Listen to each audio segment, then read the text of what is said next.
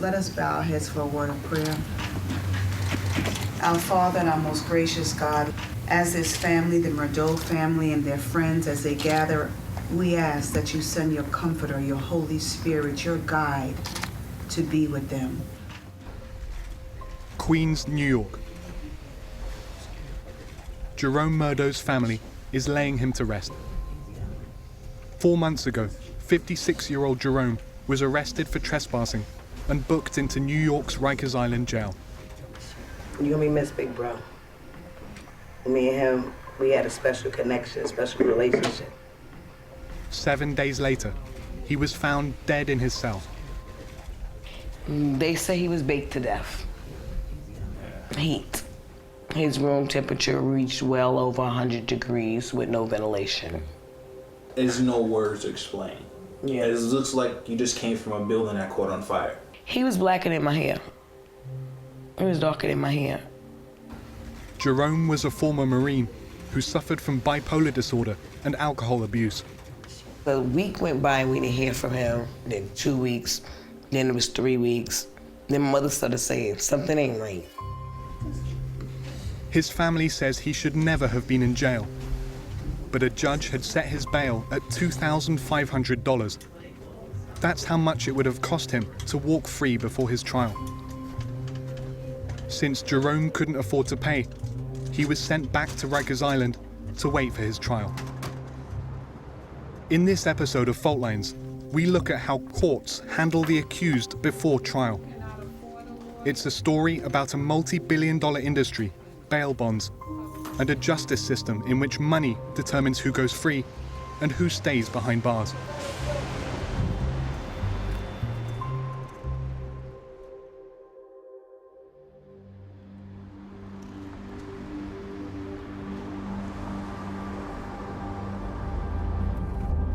It's 4 p.m. in the Sacramento suburbs.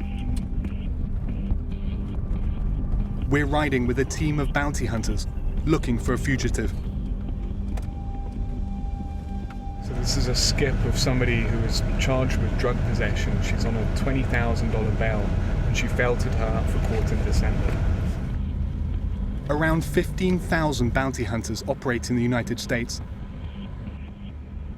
Bail bond companies hire them to track down criminal defendants who have skipped their court dates. We're with Rob Dick, one of America's most famous bounty hunters. This is his partner, Roger Adair.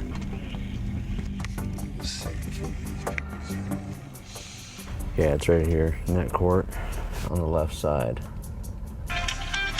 There's a Suburban in the driveway. It's in the court, the house to the last one on the left side. They're hunting for a woman charged with drug possession. Okay. If they can't find her, the bondsman who bailed her out of jail will owe the court $20,000. If it is her, I'll just do something like, hey, or, you know, hey, something like that. That's your key to come, that's her.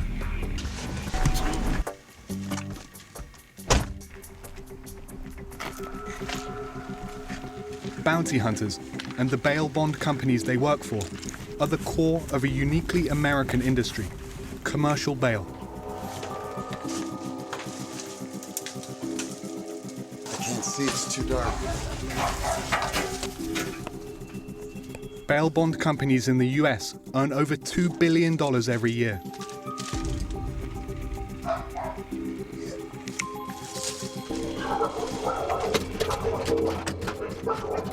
They got 3 pit bulls inside. In all but 4 states, the companies are legally allowed to take almost any measure necessary to capture a client, including crossing state lines and breaking into homes. It's unlocked. It's a dangerous business for everyone involved, with few rules and little oversight. Hey, Stevie, get your dogs back before I shoot them. Get your dogs back before I shoot them. All right, well, get your dogs in a room right now.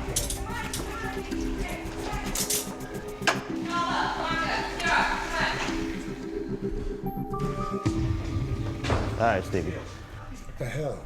We just gotta deal with your warrants. It's no big deal. Okay? Put some pants on. Let's go. Okay. Anybody else in the house? All right. Whatever you need. Just put some pants on or something. Just gotta be careful what you grab them for is all, you know. 7 months ago, Stevie Light was arrested for growing marijuana with an expired permit and possession of cocaine. Where's your ID? Okay. A judge set her bail at $20,000. She couldn't afford it, so her father went to a bail bond company. For 10% down, $2,000, the company bailed her out of jail. Watch your head. Watch your head, man. Okay. There you go. When Stevie didn't show up to court, the company became liable for the full $20,000. How old are you? I'm 21. I turned 22 in October. What do you think is going to happen next? Well, I'm going to be locked back up, and then I'm probably going to stay in there until I have a court date. And from there, I'll get sentenced. I guess just have to do it and get it out of the way. That is how the system works. And I mean, everyone by the end of the day is just doing their job. Got it. The US and the Philippines are the only countries in the world that allow private companies to bail people out of jail at a profit. Under California bail rules, Stevie can get out of jail again by paying the same company another $1,000. The assumption that defendants who pay money up front are more likely to return to court is central to the way justice works in the United States. Remain seated and come to order. Department 63 is in session. Judge page 42. Every time someone is arrested, a judge must determine whether they should be incarcerated or released before trial. We would actually be asking for an OR or a very low bail. This is her. Most defendants ask to be released for free on the understanding that they'll show up for their court date. My biggest concern is your likelihood to appear in court, as well as the fact. I will, I promise. Okay. But most have to pay. I'm going to set your bail at $20,000, which is actually below schedule. For bail bondsmen, the court is where the market is set. Each bail decision can mean a new payday when defendants are willing to come up with 10% of their bail to buy their release. 135, page 9. It's the reason why this courthouse, like most others around the country, is surrounded by bail bond shops.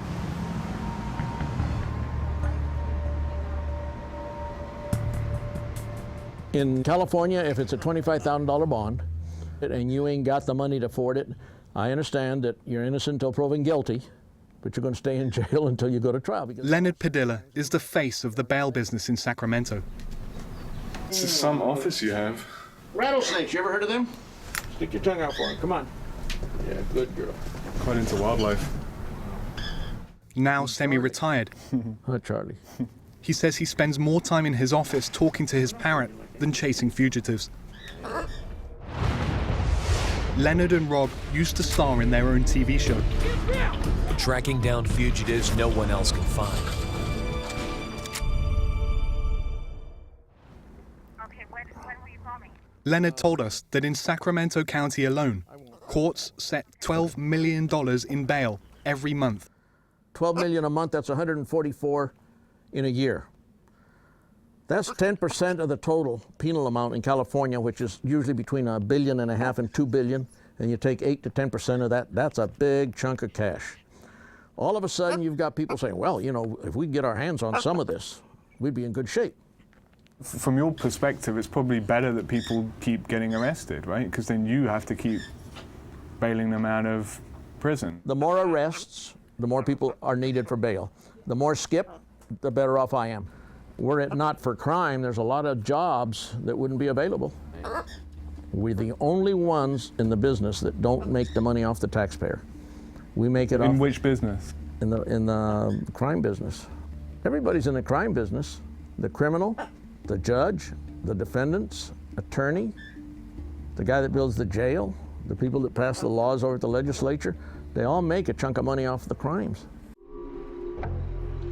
Downtown Baltimore.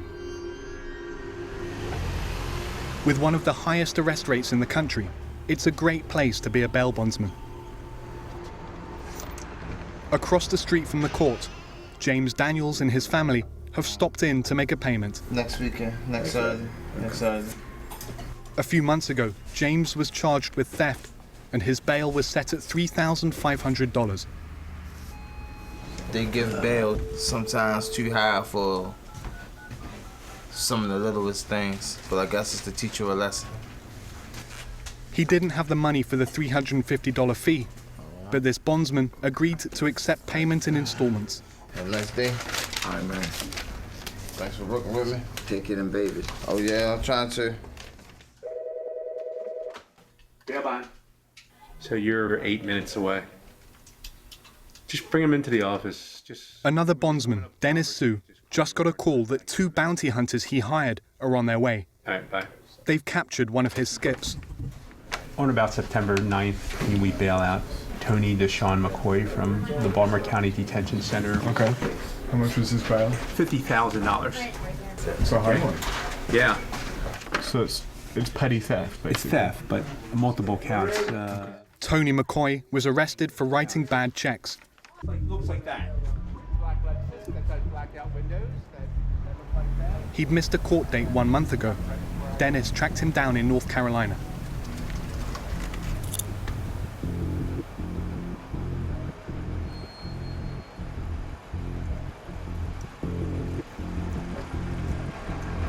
Welcome back to Baltimore.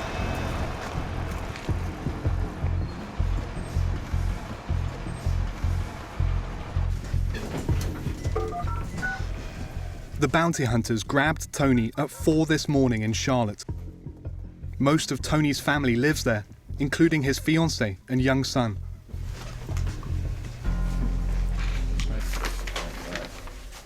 What are you going to court, man? Because my brother right now, he's sick, he's diabetic, he about died about a week ago and he's still in critical condition. I was down there. You're going to take Sean and charge him, book him on the bench warrant when he missed court. They're going to take him to jail, to Yes. the central bookings? Yes. And if they offered you the same $50,000 bail, how easy is it for you to get that kind of money together to post? Nothing is easy for me. I don't have nobody number I can contact. I can't get in touch with anybody. And the impact, what do you think is going to happen next? I think the worst case scenario is probably a couple months. A couple of months is enough to lose your life. Simple. When you are a person that's living from check to check or job to job, nothing put away, you don't have a nice little 401k put away, you miss one paycheck, that's your rent. Now they filing eviction papers. Now they padlocking it. When they padlock it, that's everything you own. Because you can't get that. So what I have on right here, right now, when I walk out, this is what I have on. That'll be everything I own. It's over.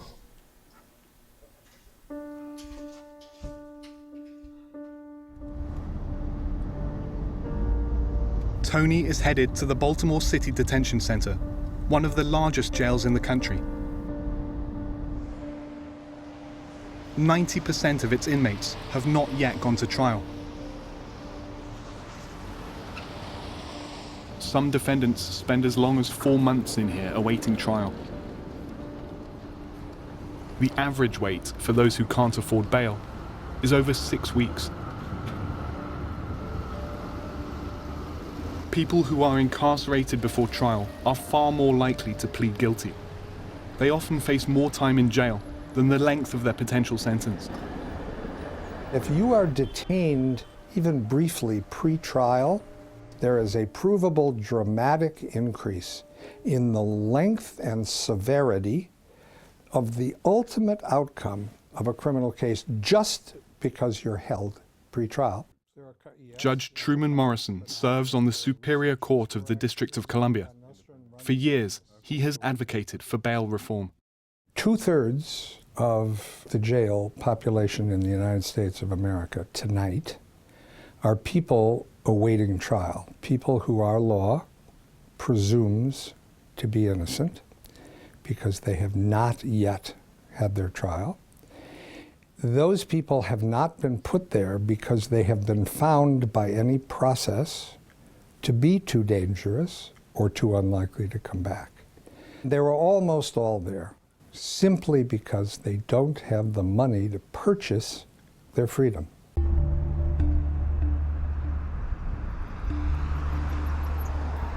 We wanted to speak to inmates who find themselves in that position, but Baltimore's jail refused to allow us inside.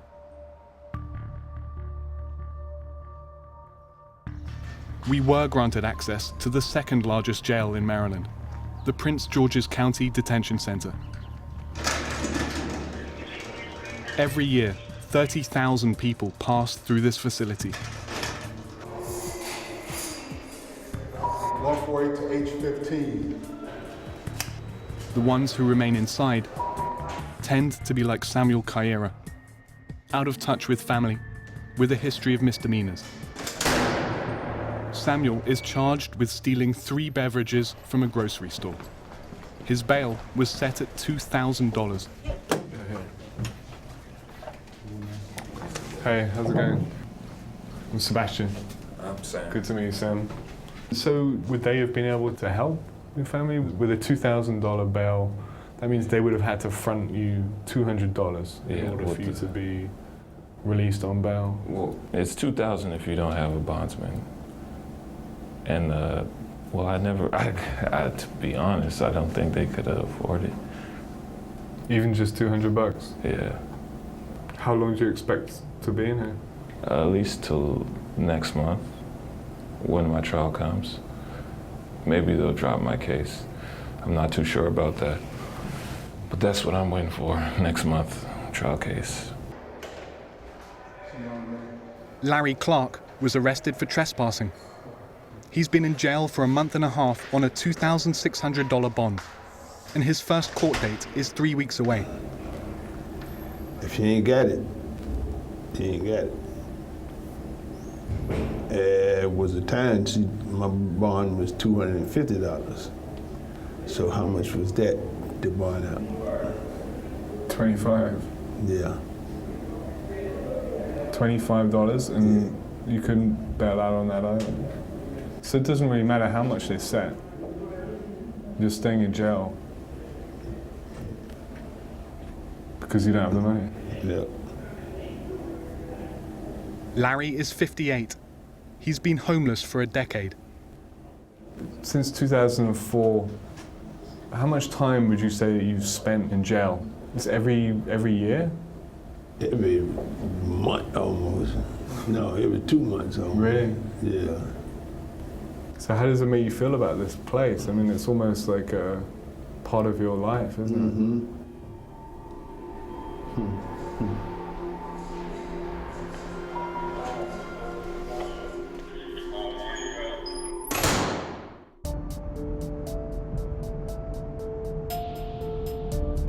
Well, the purpose of money bail is to make sure that people who've been arrested ultimately show up for court. But if you drive just 30 minutes from Maryland into Washington, D.C., there's a completely different system in place. And yet, out of everyone arrested in this city, almost all of them show up for court. Judges in Washington are allowed to set money bail only if the defendant can afford it. They are also allowed to detain without bail anyone they deem too risky for release. The results have been far fewer people spending time behind bars. We are the only city in America where tonight, at our jail, there is not a single man or woman who is sitting because they don't have the money to meet their money bond. Since the adoption of that rule 20 years ago, money bail and bail bond companies have all but disappeared. In their place, Washington uses a federally funded pretrial program that functions like parole, requiring defendants to check in on a regular basis or wear an ankle monitor. 90% of the people come back, 90% of the people are not rearrested. We are proof, living proof, that you don't need money. The bail bond industry views public programs as a direct threat to business.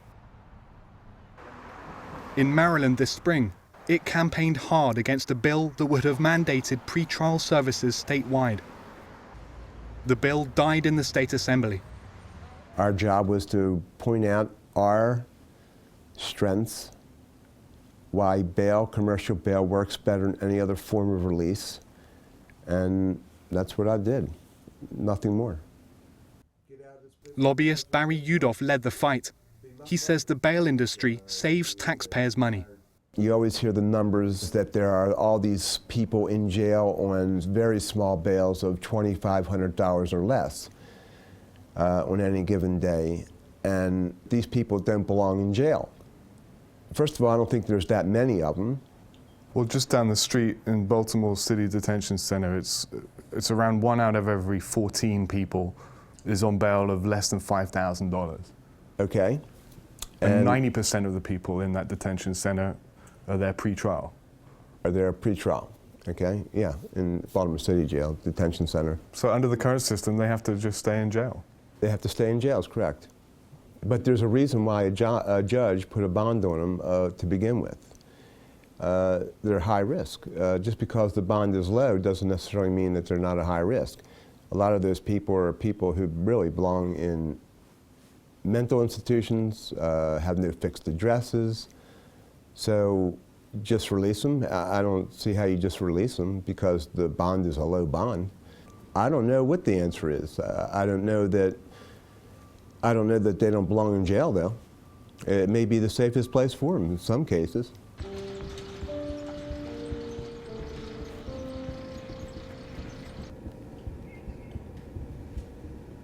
The price that we pay for allowing money and bail bondsmen is immense.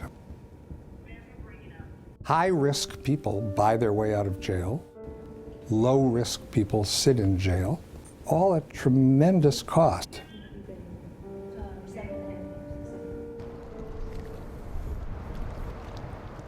When Jerome Murdo was arrested, he was sleeping in an enclosed staircase in Harlem public housing.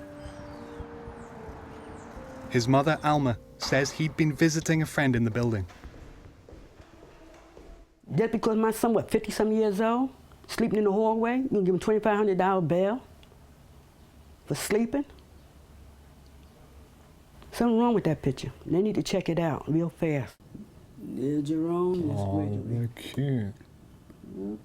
Alma found out about Jerome's death 1 month later, when she was called by a reporter. To this day, she has never been contacted by officials at Rikers Island Jail or by anyone in New York City government. Back in my days, if you were sleeping on the street on a bench somewhere, they'd tap you on the bottom of your feet until you take a walk. Now they want to put you in jail and so the city could pay the money. That's ludicrous. It's crazy. Just don't let it happen to another mother's son, that's all. Just don't think that he's homeless, he a bum. He have nobody because he had somebody. They got sisters and brothers, got mother and father.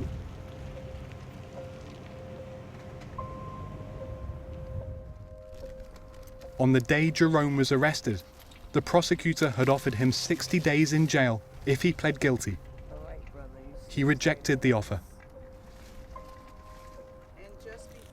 Our problem is not that we have people in jail. Our problem is we have all the wrong people in jail. And having all the wrong people in jail is something we should all care about. The cold reality is that it is the powerless people who are kept in jail for want of a few $100s. They are the people who suffer, just because they're too poor to purchase their liberty before their trial.